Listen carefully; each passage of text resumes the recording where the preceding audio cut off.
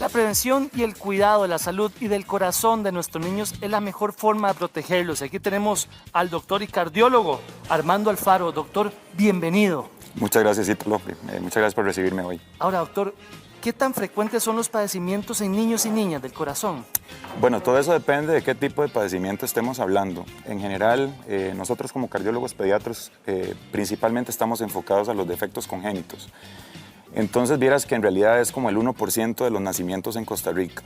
Los nacimientos en Costa Rica son más o menos 70,000, 80,000 al año. Entonces, más o menos para hacerse una idea, nosotros tenemos 2 cardiópatas severos por semana que hay que intervenir en la primera semana de inmediato o en el primer mes, ¿verdad? Y de esos tenemos otros 10 más o menos por semana durante todo el año. Entonces son relativamente frecuentes, por dicha la mayoría no son tan severas, pero sí tenemos además otros problemas que han ido saliendo con el tiempo, como la obesidad, la hipertensión en niños, la diabetes tipo 2, cosas que antes solo veíamos en adultos y ahora también lo estamos viendo. ¿Cuáles son las señales de alerta en nuestros niños y niñas, doctor?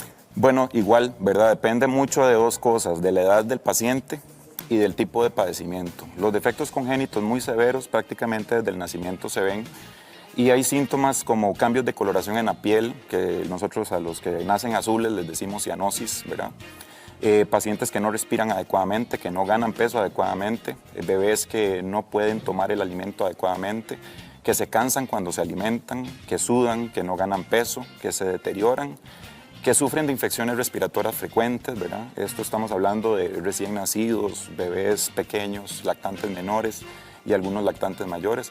Otros pacientes ya más grandes pueden tener otros problemas como fatigabilidad fácil con el ejercicio, con pequeños esfuerzos, pueden tener palpitaciones, pueden tener desmayos, pueden tener soplos, que son, digamos, tal vez uno de los síntomas más recurrentes en las edades a partir de los 3 a los 8 años, ¿verdad? Esos son como los más frecuentes. Doctor, repasemos las señales. ¿Qué pasa cuando se le hinchan las manitas, los tobillos, los pies a nuestros niños? Bueno, en general eso se llama edema y el edema no es tan frecuente en niños, pero sí puede traducir retención de líquido o incapacidad del corazón para mover el líquido o la sangre en el cuerpo y eso puede traducirse a aumento de la presión hidrostática en ciertos lugares.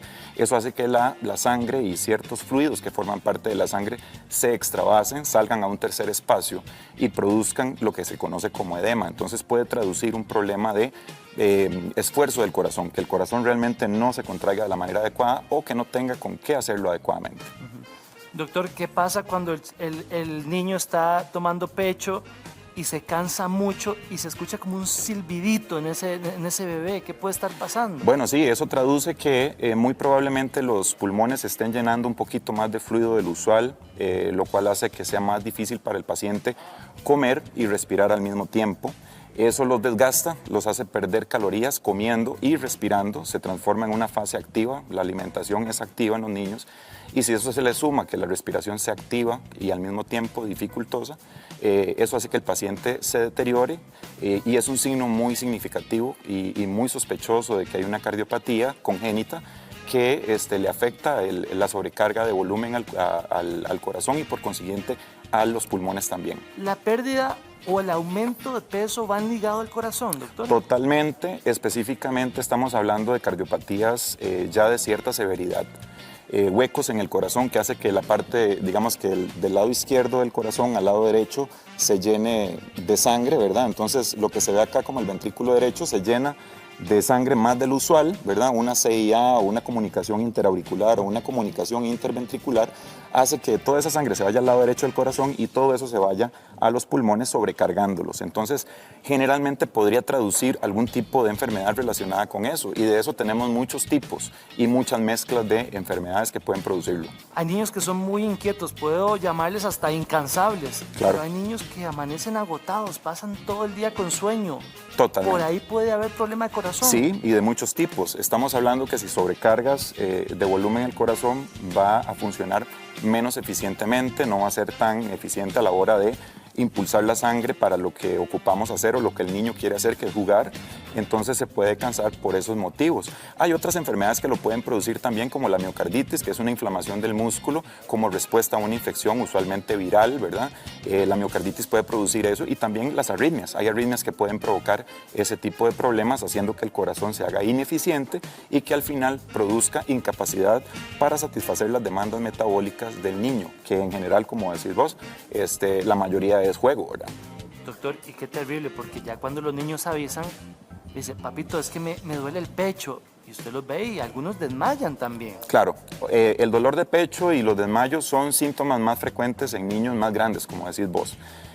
Por encima de 4 años ya el paciente puede decir que le duele el pecho, puede decir que siente el corazón haciendo movimientos fuertes o duros, o que le punza el corazón, o que le brinca, o que lo siente rápido. Y los desmayos por sí solos también, ¿verdad? O sea, específicamente los desmayos que ocurren sin ningún tipo de síntoma premonitorio, sin que el paciente se sienta mal, o todos esos desmayos que ocurren durante la actividad física sin previo aviso. Esos son altamente sospechosos de una enfermedad severa que puede ser estructural del corazón, ¿verdad? Relacionada con las arterias coronarias, relacionadas con diferentes enfermedades estructurales de conformación del corazón, y también de arritmias, y otras enfermedades moleculares que pueden llevar a problemas de ritmo letales que pueden producir muerte súbita. ¿Se puede confundir un problema del corazón con un dolor de estómago o un resfriado, doctor? Sí, sí, digamos, específicamente por lo que hablábamos, ¿verdad? De que algunos resfriados pueden producir otras enfermedades y pueden llevar, por ejemplo, a bronquiolitis, pueden desatar una crisis asmática, pueden desarrollar un broncoespasmo de algún otro tipo que no sea asma. Y los síntomas relacionados con las enfermedades que habíamos antes, como la comunicación interauricular, la comunicación interventricular grandes, por la sobrecarga que producen de sangre sobre los pulmones, pueden producir síntomas similares como dificultad respiratoria, sonidos en los pulmones que no son normales. Entonces, desde ese punto de vista, sí, algunas enfermedades pueden producir ese tipo de síntomas que las simulan, ¿verdad? Doctor, nos escribe doña Ivania, que tiene un hijo de 8 años, tiene un dolor muy grande en el lado izquierdo del pecho. Se le han hecho electrocardiogramas, pero salen normales, salen bien. Ajá. ¿Qué puede estar pasando? Bueno, depende de la edad del paciente, pero en esto sí quiero quedar claro. El dolor en el pecho en niños infrecuentemente traduce un problema cardíaco, infrecuentemente. La mayoría de los dolores torácicos en niños, en el pecho específicamente, ¿verdad? La mayoría de las veces están relacionadas a enfermedades inflamatorias, ¿verdad? Tipo osteocondritis, una inflamación del músculo, del hueso, del cartílago. Todas esas cosas en el tórax se pueden inflamar. Y en niños que son activos, que son grandes, eso es mucho más frecuente a que el corazón les esté fallando. Otra cosa es diferente, ¿verdad? Esta parte sí es diferente en niños que han padecido de enfermedad de Kawasaki, fiebre reumática, o que han sido operados de corazón. En esos pacientes específicos que han tenido una enfermedad previa al corazón, el dolor torácico tiene otra connotación, es algo más de cuidado. No quiero decir con esto que su hijo, señora, no tenga que ser atendido y valorado, ¿verdad?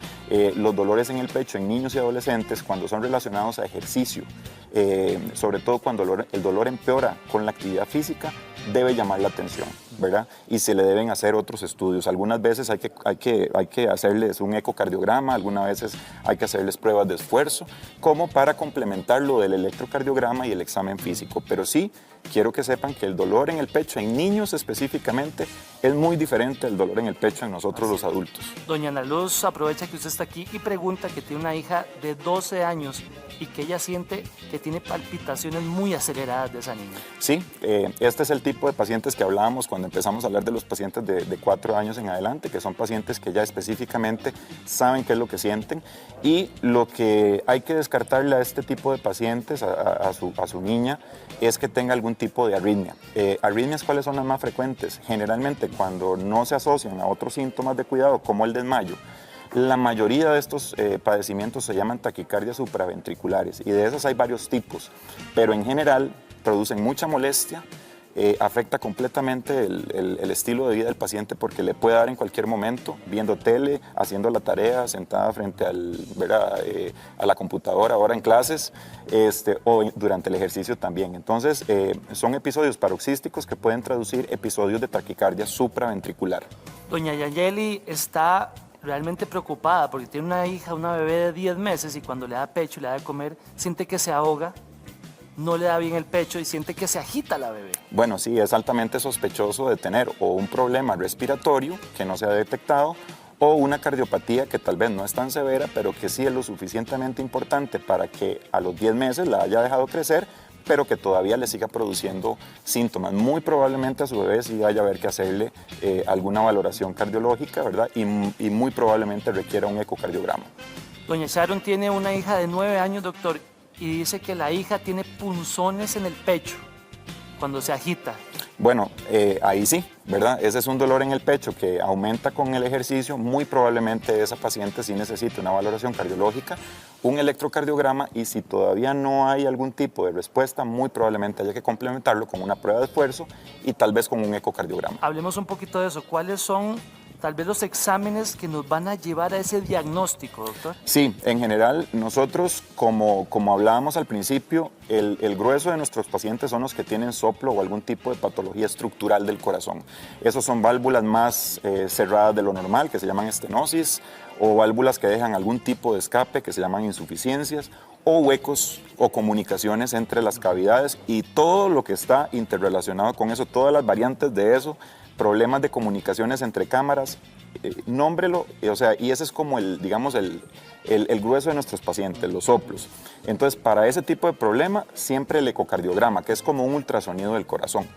De base, todos los pacientes deben de tener un electrocardiograma, o sea, siempre que un paciente sea valorado por un cardiólogo, lo mínimo que debería de tener es un electrocardiograma. Y de ahí en adelante, dependiendo de los síntomas, está el Holter de 24 o 48 horas, están los monitores de eventos, que son aparatos que te llevas a la casa y cuando te sentís mal te toman como un electrocardiograma. Está también la prueba de esfuerzo, ¿verdad? Y esos son generalmente los estudios de inicio. Después hay otros más elevados, más como el cateterismo cardíaco, como el estudio electrofisiológico, como las ablaciones, y ahí seguimos para arriba, ¿verdad?, en cuanto a intervenciones. Doña Raquel nos escribe desde Pérez Celedón. Doña Raquel tiene una hija de 8 años y que ella se cansa con solo hablar y que se le ponen los labios morados, doctor. Sí, eso no es normal para nada, ¿verdad? Definitivamente traduce o un problema respiratorio severo o algún tipo de enfermedad cardiovascular, inclusive hasta de hemoglobina, ¿verdad? Estamos hablando de que hay pacientes que pueden tener una hemoglobina diferente a la de nosotros y que puede verse un poquito más azul que nosotros. Entonces, definitivamente requiere muchos estudios. Doc, ¿cómo estos tratamientos a los niños le van a garantizar una calidad de vida? Que vivan tranquilos. Bueno, claro, vea, nosotros siempre somos muy claros con los pacientes. Como hay enfermedades muy llevaderas, hay enfermedades que no lo son tanto. Por dicha, las más frecuentes son las más llevaderas o en las que tenemos que hacer una intervención mínima o en las que en la intervención nuestra realmente favorece al paciente. Hay otras enfermedades en las que realmente lo que nosotros hacemos es intercambiar una enfermedad por otra. Nosotros le devolvemos al paciente una enfermedad más llevable que la que tiene. Por ejemplo, hay pacientes que nacen con la mitad del corazón. Nosotros no podemos, ni los cirujanos pueden reconstruir un corazón que no se formó, pero podemos hacer algunos trucos para que el organismo funcione un poco mejor y eso le dé, como decís vos, una calidad de vida al paciente que le permita por lo menos sobrellevar mejor su enfermedad. Entonces yo siempre les digo, hay veces que nosotros no curamos, nada más mejoramos las condiciones que el paciente tiene y tratamos de ofrecerle algo un poquitito mejor de lo que el paciente tiene. Pero de eso, Ítalo, hay muchas posibles intervenciones y muchas enfermedades. Y a veces la misma enfermedad en diferente paciente se manifiesta completamente de otra forma. Entonces siempre, sobre todo en cardiopatías congénitas e intervenciones, es como un traje a la medida, realmente. Cada paciente es único. Y excelente el trabajo que están haciendo. Doctor, hay una niña, hija de una de nuestras televidentes amigas, que está escribiendo, que dice que ella le ayuda a hacer el aseo en la casa, limpia con ella, pero que no dura ni 2 minutos porque se tiene que sentar por las palpitaciones que ya han dicho antes. Bueno, imagínese, o sea, qué dicha que estamos dando todo este tipo de información porque definitivamente eso no es normal. Una actividad cotidiana no debe provocarte ningún tipo de molestia. Es cierto que todos tenemos un nivel de resistencia al ejercicio diferente, ¿verdad? Pero básicamente actividades cotidianas no deberían de producirte un problema tan severo como ese de no poder estar 2 minutos haciendo una actividad física mínima, ¿verdad? Entonces yo creo que sí necesita una evaluación y probablemente varios estudios. Doctor, ¿en los niños hay alguna edad clave en los que hay que prestarle más atención a estos punzoncitos, a esta falta de aire? Vieras que no, Ítalo, porque en realidad, como se presentan casi que en cualquier momento, lo que sí hay que tener claro es que los síntomas pueden ser muy específicos o, como en los bebés, sumamente inespecíficos. O sea, en un bebé recién nacido, que esté pálido, que esté llorando, que esté irritable, que rechace el alimento, puede significar muchas cosas. Puede significar infección, puede significar nada más que tiene hambre, puede significar que tiene una arritmia. Puede significar que tiene una cardiopatía severa y que el bebé se está chocando. Entonces, yo creo que la atención en los detalles y en los cambios, eso es lo que nos debe enfocar. Y en los niños más grandes, realmente, pues, yo siempre les digo a los papás, tomen en cuenta lo que su hijo les dice, porque a veces tienen tiempo de estarlo diciendo y son cosas tan pequeñas no los escuchamos, que uno tal vez no lo interpreta bien. Entonces, la observación en los padres, yo siempre les digo que los vean jugar, que los vean desenvolverse, que nos vean interactuar con sus primos o con sus hermanos en este momento, ¿verdad? Porque antes era más fácil verlos interactuando con sus pares en los diferentes escenarios de educación. Ahora ya no es tan posible, pero para mí, digamos que la observación y el cuidado hacen que tal vez podamos evitar ciertos problemas en pacientes que empiezan a manifestarse desde muy jóvenes. Doctor, ojo con esto. Doña Elisa López nos escribe que dice que a su hija le duele el pecho cada vez que se ríe y a la hora de dormir, dormida, le duele el lado derecho del pecho. Ok. No puede acomodarse a este lado. Sí. Bueno, eso habla algo más posicional, algo más inflamatorio digamos, probablemente de la caja torácica. Algún dolor muscular debe tener, puesto que con el movimiento o la posición o la presión sobre ciertos lugares del tórax es lo que le produce el dolor.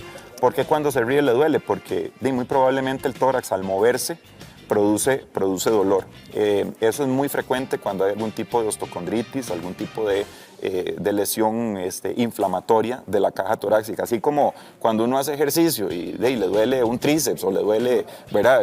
Haces abdominales y te duele, muy probablemente los dolores musculares del tórax también se pueden traducir con movimientos como son respirar profundo, reírse, toser o cambios de posición a la hora de dormir, y muy probablemente esté relacionado de cómo duerme esta paciente. Hay que ponerle atención a la posición en la que duerme. Doctor Armando Alfaro, le agradezco mucho. Gracias a ustedes. A todas las personas que escribieron también. Gracias a ustedes, hasta luego.